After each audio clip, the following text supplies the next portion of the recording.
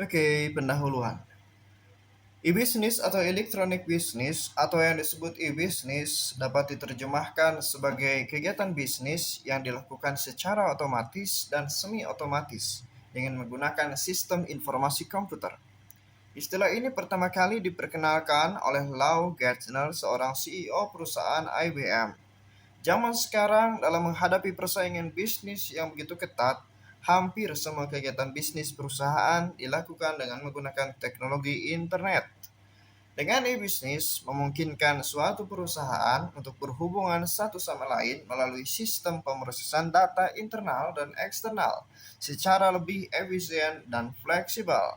E-bisnis juga banyak dipakai untuk berhubungan dengan supplier dan mitra bisnis perusahaan, serta memenuhi permintaan dan melayani kepuasan pelanggan secara lebih baik. Sebagai bagian dari e-bisnis, e-dagang lebih berfokus pada kegiatan transaksi bisnis lewat internet.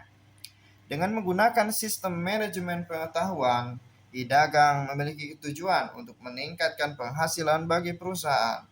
Sementara itu, e-bisnis berkaitan secara menyeluruh dengan proses bisnis termasuk value chain, pembelian secara elektronik atau electronic forecasting, manajemen rantai supply atau supply chain management, pemrosesan order elektronik, penanganan dan pelayanan kepada pelanggan, serta kerjasama dengan mitra bisnis. E-bisnis memberi kemungkinan untuk pertukaran data di antara satu perusahaan dengan perusahaan lain, baik lewat web, internet, intranet, extranet, dan kombinasi di antaranya. Melalui e-bisnis, di Indonesia, pertumbuhan ekosistem e-bisnis diprediksi akan terus meningkat. Dengan demikian, dalam beberapa tahun ke depan, aspek ekonomi Indonesia akan terdampak oleh keberadaan e-bisnis. Mulai dari kebiasaan berbelanja konsumen hingga lempangan pekerjaan. Modul ini membahas mengenai pengertian dan konsep-konsep penting e-bisnis serta perkembangan e-bisnis dalam berbagai aspek kehidupan secara umum.